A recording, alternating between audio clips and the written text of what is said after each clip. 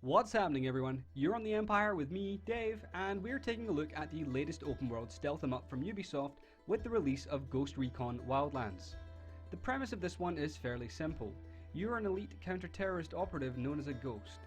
You're part of a 4-person squad dropped into Bolivia in order to dismantle the operation of a drug baron known as El Sueño, who has managed to effectively get the government to ignore the fact that they're running the biggest cocaine smuggling operation in South America in Bolivia's backyard. You're dropped in country and then you're left to your own devices. So I'm just going to come right out with this one. It's a bit of a mixed bag. Graphics are quite nice. If you've got the PC version and you jam everything up to very high or extreme, there's no denying that it's quite pretty. Once you're up in a chopper though, that can change a bit. Longer draw distances see a distinct drop off in detail. Character customization and weapon choice is quite varied as well, especially the weapons.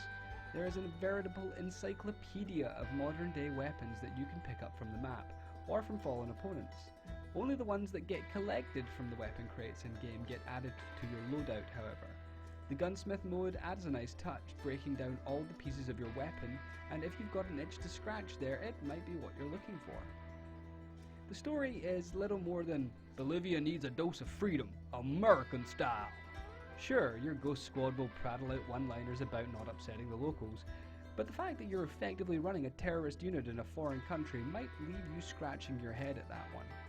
Some of the boss characters that you face will elicit a laugh or two at their dialogue before you have to ghost them, but overall there's almost no compulsion to play this one for the story. Additionally, most of the vehicle controls feel a bit loose. I couldn't quite get the hang of flying the helicopter, especially with the mouse and keyboard. And the same goes for bikes and cars. Basically, if you're not on foot, it gets a bit woolly.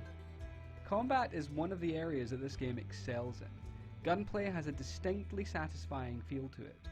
Weapons feel powerful, as you'd hope them to, and enemies don't seem to be bullet sponges. The drop on rounds over distance is done well, and there's something really nice about nailing a long distance headshot with a sniper rifle.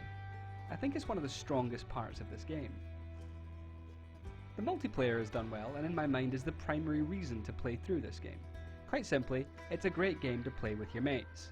If you're looking to get 4 players together and run amok through Bolivia in what amounts to little more than your own sanctioned GTA playpen, then this is the one for you. You can go into open lobbies and it achieves the same thing. Basically, play this one online. In summary, I kinda like this game, but not to play by myself. The story is little more than an excuse to unleash a Black Ops fantasy on a small Central American country.